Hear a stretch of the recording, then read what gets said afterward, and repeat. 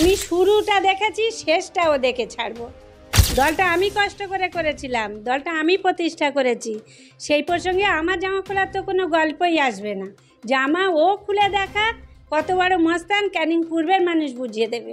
শওকত যদি অত বড় ভোটের কারিগর হয়, অত বড় মস্তান হয়, তাহলে তার এত বড় ক্ষমতা সে সিপিএমে থেকে তার দলটাকে প্রতিষ্ঠিত কেন করেনি? ওর যে সমস্ত বেআইনি কার্যকলাপ, জোরপূর্বক মানুষের উপরে অন্যায় অত্যাচার, মিথ্যা কেস, মামলা, ঘরবাড়ি লুটপাট, যা খুশিও তাই করে যাচ্ছে। এমনকি ও একটা বিধানসভা আসে যখন, ও একটা মানুষকে খুন করে, যে ওর প্রথম প্রতিবন্ধী হয় তাকে আটকানোর জন্যে ও মার্ডার করতে ও দ্বিধাবোধ করে না। তার প্রমাণ মানিক পাইক, তার প্রমাণ রাজ্জাক সর্দার, তার প্রমাণ আমাদের জাহাঙ্গীর খান চৌধুরী। এদেরকে খুন করে করে উনি আজকে এই জায়গায় এসছেন। শওকত মোল্লা কি উন্নতি করেছে সে ক্যানিং পূর্বের মানুষ জানে।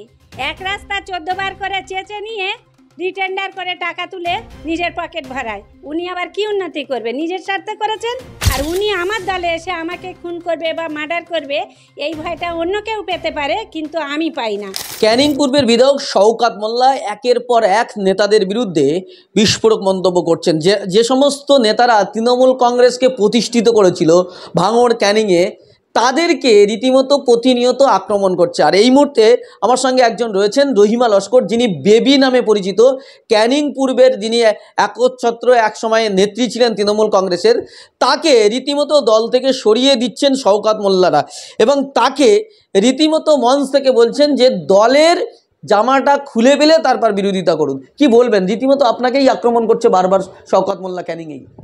সর্বপ্রথমে এই কথাই বলবো যে 2011 সালে আমাদের তৃণমূল ক্ষমতায় আসার পরেই কিন্তু ও জামা বদলে আমাদের দলে এসেছে। তাহলে জামা খোলার প্রশ্ন হলে তো ওই আগে খুলবে, আমি কেন জামা খুলতে যাব? দলটা আমি কষ্ট করে করেছিলাম, দলটা আমি প্রতিষ্ঠা করেছি। সেই প্রসঙ্গে আমার জামা খোলার তো কোনো গল্পই আসবে না। জামা ও খুলে দেখা কত বড় মস্তান ক্যানিং পূর্বের মানুষ বুঝিয়ে দেবে। আমরা দেখলাম যে বেশ কয়েক বছর ধরে আপনি রাজনীতিতে অ্যাক্টিভ, বলা যেতে পারে 2021 বিধানসভার পর থেকেই রীতিমতো আপনি অনেকটা ইনঅ্যাক্টিভ হয়ে গেছিলেন। হঠাৎ করে আবার দেখলাম কিছুদিন ধরে অ্যাক্টিভ হয়েছেন। দেখুন, আমি অ্যাক্টিভ বলতে আমি মানুষের সঙ্গে থেকে কাজ করি। সরকারি কোনো অনুদান, আমি বর্তমান পঞ্চায়েত সমিতির কর্মাধ্যক্ষ ছিলাম, এখন পঞ্চায়েত সমিতির সদস্য। সেই হিসাবে আমাকে শুধুমাত্র মিটিংয়ে ডাকা হতো সই করানোর জন্য। আমার কাছে কোনো সরকারি কোনো সাহায্য সুযোগ এলে আমার হাতে দিত না। যা করতো ও নিজের মতো করেই করতো। সেখানে দেখা গেলে আমাদের বেশিরভাগ মানুষ যারা কষ্ট করে তৃণমূলটা করেছিল, বেশিরভাগ মানুষ তারাই বঞ্চিত হতো। আমি আমার নিজের সামর্থ্য অনুযায়ী আমি তাদের পাশে থেকে আমি সংগঠন ধরে রেখেছি, সেইভাবেই আমি চালিয়ে যাচ্ছি। আমরা দেখছি যে আপনি বলছেন যে 2011-র অনেক আগে থেকেই আপনি তৃণমূল প্রতিষ্ঠা হবার আগে, মানে ক্ষমতায় আসার আগে থেকে আপনি তৃণমূল দলটা করেছিলেন। তারপরে শওকত মোল্লা আসার পরে আস্তে আস্তে আপনাকে যেন চেপে দেওয়া হলো, আপনার যেন ডিমোশন হলো, কেন? একটা কথা আমি বারবার বলছি, 98 সাল আমাদের দলের জন্মলগ্ন। সেই দলের জন্মলগ্ন থেকেই আমি দলটা করি। তখন আমার বয়স মাত্র 18-19 বছর বয়স। আমি এইচএস যখন পড়াশোনা করি তখন থেকেই আমি দলটা করছি। 98 সাল থেকে আন্দোলন করতে করতে 2002 সালে আমার দাদা উনি মারা যান। প্রথম ব্লক সভাপতি ছিলেন হাসান লস্কর। উনি মারা যাওয়ার পরে মমতাদি আমাদের মাঠে প্রোগ্রাম করতে আসেন। সেই দিনে উনি আমার হাতে দায়িত্ব তুলে দিয়ে যান এই ক্যানিং 2-এর। তখন থেকে আমি দলের সঙ্গে ওতপ্রোতভাবে কাজ করছিলাম এবং আমি অহরহ আমার সংগঠন আমি চালিয়ে যাচ্ছি। হঠাৎ করে দেখলাম শওকত মোল্লা আমার দলে জামা বদলে চলে এলো। সেই সালটা হচ্ছে 2011 সাল, অর্থাৎ তৃণমূল তখন অলরেডি দল ক্ষমতায় চলে এসছে। শওকত যদি অত বড় ভোটের কারিগর হয়, অত বড় মস্তান হয়, তাহলে তার এত বড় ক্ষমতা সে সিপিএমে থেকে তার দলটাকে প্রতিষ্ঠিত কেন করেনি? সে হঠাৎ জামা বদলে আমাদের দলে এসে আমাদেরকে বলছে দলের জামা খুলে তারপরে আমাদের সঙ্গে বিরোধিতা করুক। আমি বিরোধী দলের সঙ্গে তো করছি না, ওর যে সমস্ত বেআইনি কার্যকলাপ, জোরপূর্বক মানুষের উপরে অন্যায় অত্যাচার, মিথ্যা কেস, মামলা, ঘরবাড়ি লুটপাট, যা খুশিও তাই করে যাচ্ছে। এমনকি ও এক একটা বিধানসভা আসে যখন, ও এক একটা মানুষকে খুন করে, যে ওর প্রথম প্রতিবন্ধী হয়, মানে তাকে আটকানোর জন্যে ও মার্ডার করতে ও দ্বিধাবোধ করে না। মানে শওকত মোল্লার যারা প্রতিদ্বন্দ্বী, যারা বিরোধিতা করে, তাদেরকে খুন করে দেয়। অবশ্যই তার প্রমাণ মানিক পাইক, তার প্রমাণ রাজ্জাক সর্দার, তার প্রমাণ আমাদের জাহাঙ্গীর খান চৌধুরী। এদেরকে খুন করে করে উনি আজকে এই জায়গায় এসছেন। মানে ওনার বিরোধীদেরকে দাঁড়াতে দেন না। উনি সিপিএম থেকে এসছেন, উনি একজন হারমাদ।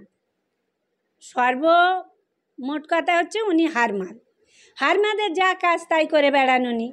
ওনার কোনো কাজে বাধা দিতে গেলে, ওনার কোনো অনৈতিক কাজকে যদি আমরা সমর্থন না করি, তাহলে আমাদের সব সময় খুন মার্ডারের হুমকি তো দিতেই থাকেন। আমরা দেখলাম কদিন আগে ঘুটিয়ারি শরীফে গিয়ে ঘুটিয়ারি থানার ওসিকে শওকত মোল্লা এবং ক্যানিং পশ্চিমের বিধায়ক, তিনি দুজনেই মিলে রীতিমতো পুলিশকে তোলাবাজ, পুলিশকে জমি মাফিয়া বলে আক্রমণ করছে আপনার এলাকায় গিয়ে। দেখুন, যে পুলিশ যখন যেখানে আসেন, যার উদ্দেশ্যে ওই কথা উনি বলেছেন, তিনি তো আমার এলাকার স্থানীয় কোনো মানুষ নন। তাহলে উনি কেন এই এলাকার জমি কিনতে যাবেন আর বেচতে যাবেন? এটা কিসের জন্য বলেছে, কেন বলেছে, ওদের ব্যাপার। আরেকটা বিষয় দেখছি যে হঠাৎ করে আপনি যে বিরোধিতা করছেন, শওকত মোল্লার সঙ্গে আপনার মানে দ্বন্দ্বটা কিসের, কেন বিরোধিতা আপনি এখন করছেন? বিরোধিতা এই কারণে করছি, তখন 2010 সাল আমাদের ঘুটিয়ারি শরীফ নারায়ণপুর অঞ্চলে মাদ্রাসা ছিল। সেই মাদ্রাসার পরিচালন সমিতির একটা নির্বাচন ছিল। সেই নির্বাচনকে কেন্দ্র করে নমিনেশনের দিনে ওই শওকত মোল্লা হারমাদ তার হারমাদদের নিয়ে গিয়ে আমাদের উপর বেধড়ক গুলিগালা চালায় এবং আমাদের প্রাণে মারার জন্যে অনেক প্রচেষ্টা করে। আমরা কোনো রকমে তার হাত থেকে রেহাই হয়ে যাই এবং তারপরেও উনি পাল্টা ঘুরে এসে আবার সমস্ত জায়গা থেকে লোকজন, যেমন সিতুড়ির ছাত্তার, মৌখালি, ওনার যেখানে যেখানে হারমাদ বাহিনী ছিল সমস্ত বাহিনী তুলে নিয়ে গিয়ে আমাদের উপরে অকথ্য ভাষায় গালিগালাজ, গুলিগালা, বোম সব কিছু ছোড়ে। এবং তার বিনিময়ে আমরা পাল্টা প্রতিরোধ করতে গেলে ওদের নিজেদের গুলিতে ওদের নিজেদের লোক নিহত হয়। সেই কেসে আমাদের 29 জনের নামে কেস হয়, তার মধ্যে আমার পরিবারের 19 জন। 2010 সাল, তখন আমার সবেমাত্র একটা ছেলে সন্তান, 2 বছর বয়স। সেই ছোট্ট সন্তান, সেই ছোট্ট শিশুকে ফেলে রেখে আমি 2 বছর জেল খেটে এসেছি। তারপরে এসে দেখছি সেই শওকত মোল্লা হারমাদ আমার দলের এমএলএ। এটা কখনো আমরা মেনে নিতে পারিনি, আমাদের কর্মীরাও মেনে নিতে পারেনি। আজকে উনি বড় বড় কথা বলেন যে ক্যানিং পূর্বের মানুষ বুঝিয়ে দেবে। ক্যানিং পূর্বের মানুষ তখনই বোঝাবে যখন উনি দল থেকে চলে যাবেন। ক্যানিং পূর্বের মানুষ ওনাকে দেখে দলটা করে না, ক্যানিং পূর্বের মানুষ মমতা ব্যানার্জিকে দেখে দল করে। শওকত মোল্লা বলছে তো আমি এলাকায় উন্নয়ন করেছি, কাজ করেছি, সেই জন্য শওকত মোল্লা পছন্দ করে সবাই। শওকত মোল্লা কী উন্নতি করেছে সে ক্যানিং পূর্বের মানুষ জানে। এক রাস্তা 14 বার করে চেঁচে নিয়ে রিটেন্ডার করে টাকা তুলে নিজের পকেট ভরায়। উনি আবার কি উন্নতি করবে? নিজের স্বার্থে করেছেন। আপনি আমাদেরকে বললেন যে ওর যে বিরোধিতা করে, প্রতিদ্বন্দ্বিতা করে যারা, তাদেরকে খুন মার্ডার করছে। আপনি এই যে ওর বিরোধিতা করছেন, ওর অন্যায় কাজে সমালোচনা করছেন, ভয় পাচ্ছেন না? দেখুন, আমি যখন 98 সালে তৃণমূল দলটা করেছিলাম, তখন সিপিএমের 34 বছরের একটা জগদ্দল পাথর। তখন যখন আমি ওনাকে ভয় পাইনি, আর উনি আমার দলে এসে আমাকে খুন করবে বা মার্ডার করবে, এই ভয়টা অন্য কেউ পেতে পারে, কিন্তু আমি পাই না। তার কারণ আমি শুরুটা দেখেছি, শেষটাও দেখে ছাড়ব। প্রতিশোধ নেবেন? প্রতিশোধ গণতান্ত্রিক প্রক্রিয়ায় হবে। প্রতিশোধ আমি ও খুন করে মার্ডার করে বলে যে আমি খুন মার্ডার করব তা নয়। আমার দলকে আমরা বোঝাবো যে একটা শওকত মোল্লার জন্য তৃণমূলের অন্দরমহলে অনেক অশান্তি সৃষ্টি হচ্ছে এবং দল অবক্ষয়ের পথে চলে যাচ্ছে। এটা আমরা বারবার দলকে বোঝাবো। আমরা দেখলাম যে ভাঙড়ের কাইজার আহমেদ, আরাবুল ইসলামরা সাংবাদিক সম্মেলন করে ভাঙড়ে খুনোখুনির রাজনীতি করছে বলে অভিযোগ করছেন। আপনিও ঠিক একই অভিযোগ করছেন কেন?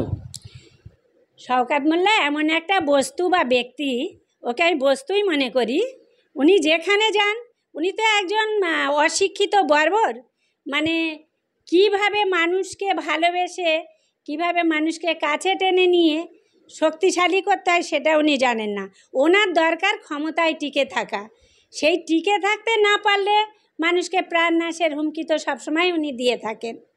এটা তো ওনার আজকের স্বভাব নয়, ওটা সিপিএম থেকে উনি করে এসছেন, আমাদের দলেও এসে করছেন। এটা আমরা মেনে নেব না। এইদিকে আমরা দেখছি যে শওকত মোল্লার ইন্ধনে কাইজার আহমেদরা অভিযোগ করছে তাদের খুনের হুমকি দিচ্ছে। আপনাকেও তো খুনের হুমকি দিতে পারে। দেখুন, মানুষ মরণশীল, একদিন না একদিন তো মানুষের মৃত্যু হবে। যদি ও মনে করে ওর কাজে বাধা দেওয়ার জন্য আমার মার্ডার করবে, সে করবে, অসুবিধা নেই।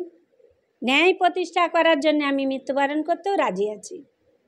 সেদিন কাইজার আহমেদ বলেছিল যে আমি শওকত মোল্লার বিরুদ্ধে আজ থেকে আমাদের জিহাদ জারি, আর আপনিও কি শওকত মোল্লার বিরুদ্ধে জিহাদ জারি করছেন? আমি এইটুকু বলবো, শওকত মোল্লা মানুষকে কিভাবে নিজের পায়ের তলায় দমিয়ে রেখেছে।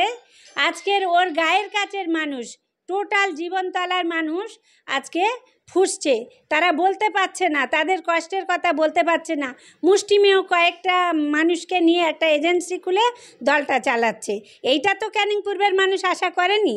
যখন সিপিএমের অত্যাচারে মানুষ অতিষ্ঠ হয়ে এই তৃণমূল প্রতিষ্ঠা করেছিল, তখন কিন্তু মানুষ মমতা ব্যানার্জির প্রতি একটা অন্য আস্থা ভরসা রেখেছিল। আজকে সেই শওকতে সে যে জিনিসটা করতে চাইছে, এটা অন্তত ক্যানিং পূর্বের মানুষ চাইছে না।